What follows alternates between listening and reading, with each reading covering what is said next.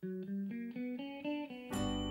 morning. This is my breakfast this morning. I was pretty hungry, so I've got 2 eggs, 2 slices of bacon, and I have these 2 little crepes here are like a 1/4 cup of egg whites and 1 tablespoon of cottage cheese, not the low-fat one, just a full-fat cottage cheese.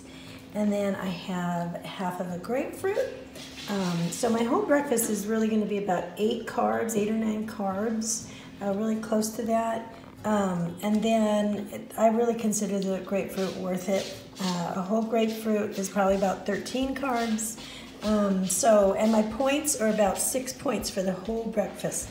I have a decaf coffee and I have a tablespoon of the heavy whipping cream in there. And then I found this syrup here at TJ Maxx absolutely amazing. Pumpkin praline pie. And if you ever see this, this is a skinny syrup. I would definitely check them out. This is like so tasty and so much better than the Starbucks syrup, I think. And it just takes a teeny tiny amount in there to just have a flavor blast, and it's nice and sweet. You don't even need any stevia or anything like that. This is just really an outstanding syrup. I can't recommend that enough. And I'm going to use a little bit of the sugar-free syrup on my crepes. And this is my breakfast.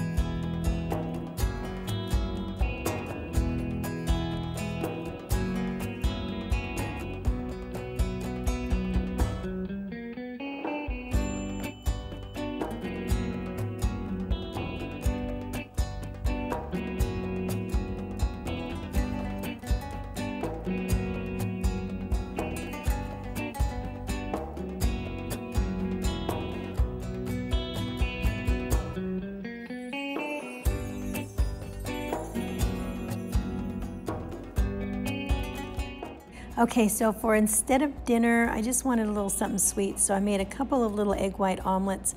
I'm going to use some natural peanut butter with no sugar in it. I'm going to use 2 tablespoons of this and then a little sugar-free syrup.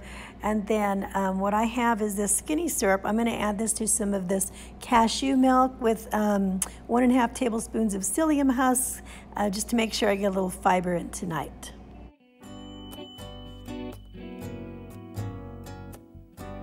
Hey everybody, okay, it is Sunday afternoon and I figured I would check in with you, let you know how it's going. Sorry baby, I didn't mean to get you. Alright, so we're going to have lunch in a little bit. We're kind of at one of those points where we're playing musical houses again because of the, there's a showing today. And but we do have an offer on the rental, and so we're right at that pivotal point where we kind of counter offered just a little bit, so we're hoping they accept it and don't walk off. So we'll see what happens. But anyway, so we have a showing at the main house where we live. Okay, so I didn't want to make food and smell up the house, right? So we're gonna have to find something that's good. But I will tell you, we have been really sticking with this. We have been making it work no matter where we're at, you know, or when it is. So we have not been letting the stress drive us out of that. Yesterday, I have to say, I almost did because there was all this hubbub going. It was like a super musical house day, and we had, you know, the open house and everything. It was just a little nerve-wracking. And I think in the evening when it was all done, I started thinking about donuts, right? And I shared this on the Team Living Large page, and I wanted to say thank you to Carol and Indigo Moon for supporting me and for being really wonderful with their comments and just, you know, kind of like talking me through it. And so I want to say thank you guys. I don't know, Carol, I don't know if you watch me or not, but I just wanted to say thanks. I love you guys a lot. That was amazing. And I also want to give you that support too, to keep on going if you're feeling, you know, like you want to throw in the towel. So what happened? I didn't throw the towel in. I didn't. What I did was I made those little egg white omelets, and I put the 2 tablespoons of no sugar peanut butter in them, used some of that sugar-free syrup, had a little coffee, and I was good to go. I couldn't even eat them all because there was so much protein and it really filled me up. So that was good. And then hubby was playing Jumanji with the boys, so I went out on the patio and got on the treadmill, and I put like one of those, you know, walking desks up on top. So, and I put my computer up there, and I just started watching one of my favorite shows while I was in. I got a couple of miles in, so I was really groovy, got my exercise in, and got to get my mind on something else, right? And onto something positive. So I'm really glad and happy to say that I overcame that temptation, did not get donuts and didn't get anything like it. And then, I'll tell you what, my body rewarded me for that, because this morning I woke up and I was 1 pound down again. I was like so happy about that. He was a little jealous. But he was happy for me. No, I'm not jealous.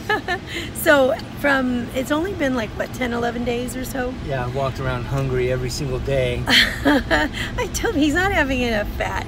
That's it. And then he's still having, you know, his carb maybe kind of going over the edge on that side. So it makes him hungry to have a little bit more carbs. But so since the beginning of this challenge on the 19th, I think, I'm down 5.4 pounds now. So I'm glad for that. I'm just going to keep on going. And it just kind of taught me that, you know, no matter what, it seems like nothing's going to work. It seems like, man, it's probably just my age. It's probably nothing's going to work. Nothing's going to work. But I just have to remember it's darkest just before the dawn. It is. Always. Always. So you can't give up, because it will change. And I feel like I went through a whoosh effect. So maybe I'm hoping the one of others. So, and yours is coming. Not that he needs it, but Mr. Perfect here. He wants to be more perfect. All right, guys, I'll see you in a little bit.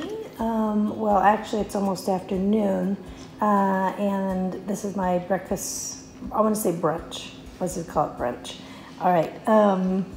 I've got 2 regular pork sausages, so they're not turkey. They're just 2 regular ones, 2 little pieces from a 5-piece mug cake serving. It's a keto mug cake. And then I've got 2 eggs and then a bowl of berries. So I'm going to have to figure out those points, and then I can post it up.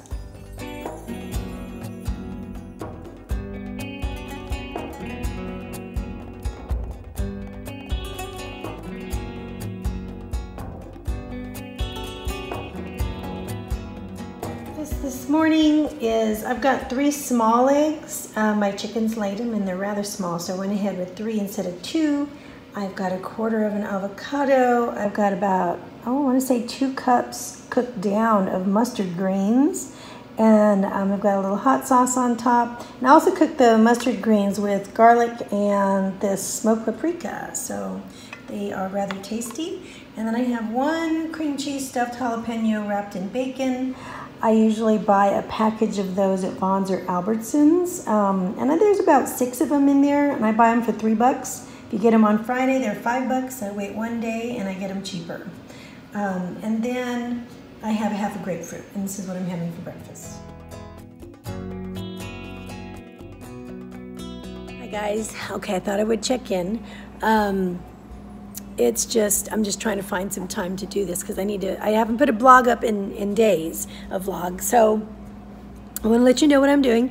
I'm showing a lot of what I'm eating, because that's the focus for this 30 days is I'm on this challenge, the no junk food challenge, you know, and I'm doing these things. Now I decided that I was going to put off the no dairy plus intermittent fasting thing until maybe next week, and then we'll see how it's going, because since I came down another pound this weekend, I figured, you know what, things are working all right. I don't want to mess with it just yet.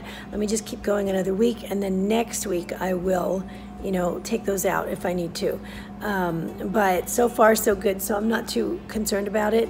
Plus I have a lot of I still have some aged cheeses and some dairy and things that I do need to get rid of in my fridge, and I don't want it to go to waste, so I'm going to be working those in. So anyway, I wanted to let you know how things were going. Oh my goodness. As far as like with the house and stuff like that. Okay, so the rental does have an offer on it. Tomorrow morning is the appraisal. Tomorrow afternoon is the inspection over there. Thank the Lord. I'm just so happy about that. It's just been so hard doing these, going back and forth between the houses and selling both of them. And so we have 2 other offers on that house. So we have 3 offers total. One of them we're already into contract with, and the other 2 are backup offers. So thank goodness. One of them's a cash buyer too. So the one that we're going with happens to be a VA. And so I'm hoping that goes well. I know that we've done VA loans in the past ourselves, and I know that those inspections are a little bit tougher. They're a lot tougher, actually. And then you, as a seller, end up paying, like, I think you have to pay all the closing costs, I think. But it was a better deal. And then we countered and asked them for more, and they gave it to us. So, you know, to help us offset the costs and stuff. So they were fine with that. So it really is a good deal. So anyway, as far as that goes, as far as the house we're in, our main house, we really have been, I think, priced a little high. And so we've got some people interested in looking, but we haven't had any takers on it. And one of the biggies, and I knew this was going to be a problem at some point, one of the big reasons I think why it hasn't sold is because we live in a cul-de-sac. And as you come in through the cul-de-sac, the neighbor on our left and the neighbor on our right, who are very nice people, they both have like a huge RV that they put out in the street. So, and they're a little older RVs, you know, so I don't want to say they're super unsightly, but I mean, they sure, you know what I mean? It's not something that you should leave out in the front yard. And so you funnel through those 2 RVs to get into the cul-de-sac, into our cul-de-sac, and that's where we're in the cul-de-sac. So you have to go by the RVs to get to our house, and it's like people they don't like it, right? And one person actually said that. They said, well, we really like the house.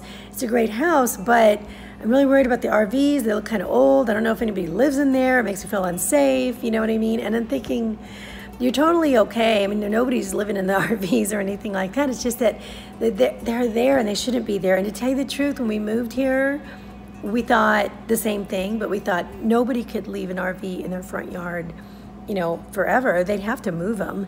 So we moved here, and guess what? They have not moved those RVs like for one day, the whole 4 years we've been here. So, but anyway, we're telling them they're not going to be there forever because we happen to know that one of them are moving really soon. So hopefully that'll help. I don't know about the other people, but that is hurting us, and we really have no control over that because it's our neighbors, you know what I mean? So what can you do?